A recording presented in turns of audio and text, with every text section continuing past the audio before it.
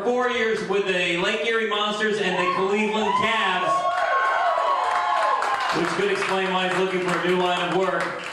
Please welcome Matt Banger!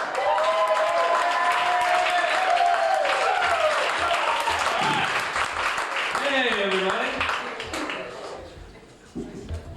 Thanks all for coming out on a nice Wednesday night, like it's been mentioned here. It's so much to do in Cleveland on a Wednesday. It's good to see you out, supporting everybody. We appreciate it. Just curious, before we get started, just how many people are here tonight on a date, or as a couple, or maybe doing the spouse date night thing, that whole... You can make noise. It's all right. At a church. All right. And how many people are here just as friends, just hanging out with your pals, maybe the platonic thing? Very nice. Nothing wrong with that. Nothing wrong with that. How many people thought they were on a date and just found out they're here as friends? Because that's a long ride. Ouch. That's gonna be a little. That's an awkward ride home. Don't worry, I'm not gonna pick on you all night or anything. Let me change the subject, really. So speaking of painful rejections, as you mentioned, I did work for the Cavs. And if I could get a hand for some of the coworkers from the Cavs that are here tonight, they've had kind of a rough summer. Good to see them out, eating solid food again after that kick in the teeth they took in front of the entire world. You know, with the season starting next week, it's going to come all back up again. Everyone's going to ask what it was like and how he thought. And I always said it wasn't, you know, what his decision was, it was how he did it, you know.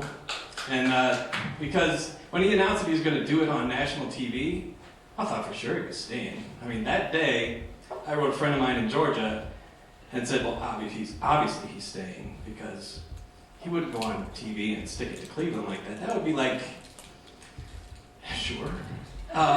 In addition to that, it would be like having a guy dump your sister in front of the entire family on Christmas morning, and on the way out he kicks your dog and throws nude pictures of her at grandma and then pisses in the punch bowl. So, you know, cut to the next day, the idiot goes to South Beach and my friend writes just simply, so, how are ya? And I just simply wrote back, well, the dog's walking funny. Nana's catatonic, but we got plenty of punch left. But we turned the page. We're going to be more than fine without that guy.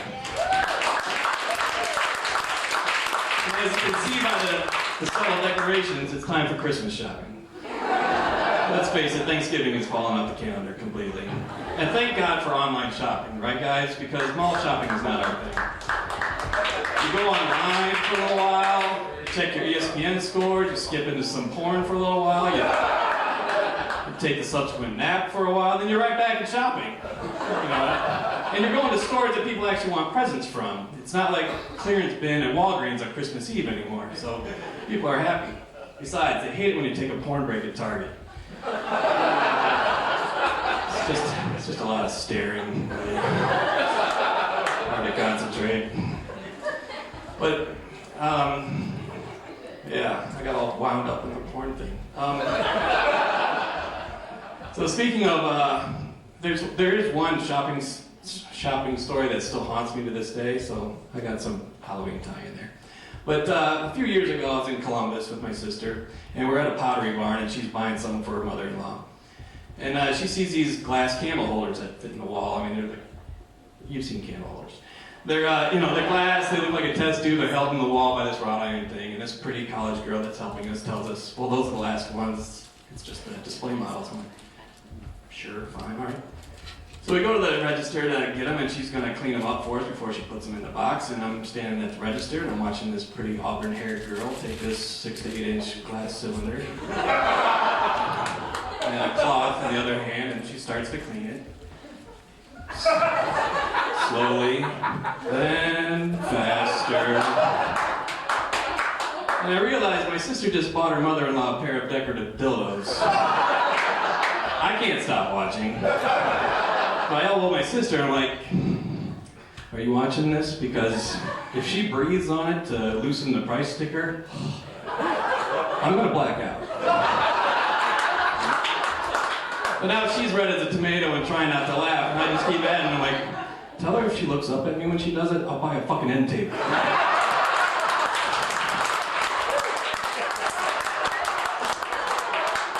So we're watching this Pottery Barn porn story play out.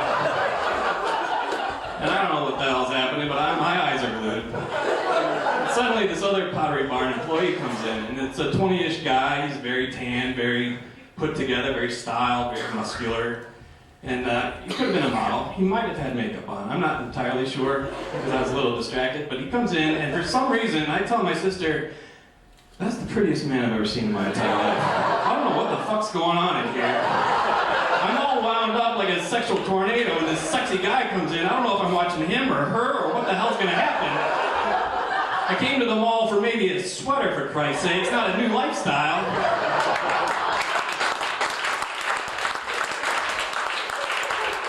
I'm not allowed back at Pottery Barn. I don't even get the catalogs. I don't trust myself. Despite the near bisexual experience at Pottery Barn, I do like dating women. I don't know how they feel about it, but all my friends are always on my case about, oh, you gotta go online dating, Matt. Online dating, that's the way to go. There's tons of desperate, lonely people on the internet. It's perfect for you. Shows you the support system I'm working with. And so I did it on online dating this summer. And I don't care what other people tell you, online dating does for your self-esteem. Well, it's about as good for your self-esteem as hearing a woman say, oh, it's cute. It's like a penis, only smaller. And all these sites brag about their membership numbers, the way all these politicians brag about creating jobs, you know. But in reality, there might be thousands of them, but they're the ones no one wants. You know, online dating is like the land of misfit toys, but with more food issues and a shitload more cats. So I think I'm just gonna stick with finding attractive women who go out with me by accident, and then I just pretend that we're dating. You know, like this guy. There's no shame in that, don't worry about it. But for all our frustrations in Cleveland, whether it's dating or sports or whatever it might be, we've got it pretty good. And you don't have to look any further than those crazy Chileans that got dug out of that mine the other day. Because that was amazing. You can applaud that.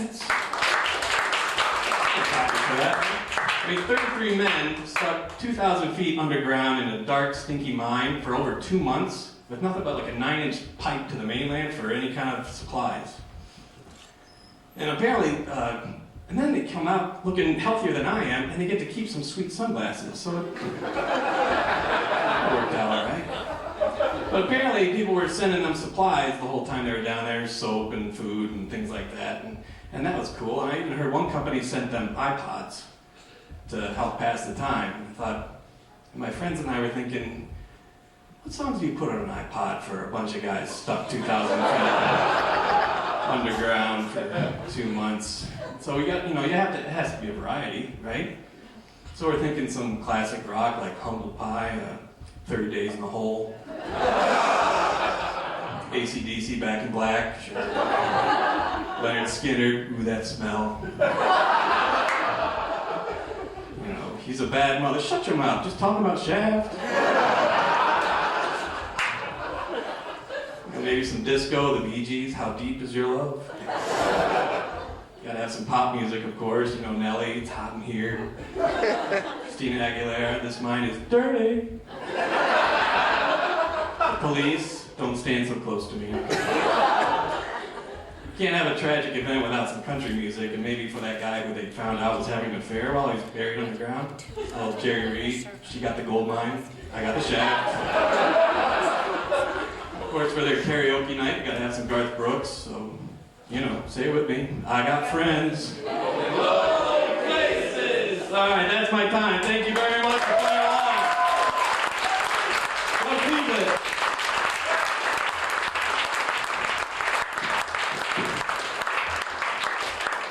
Come on, let's hear it for Matt Benninger.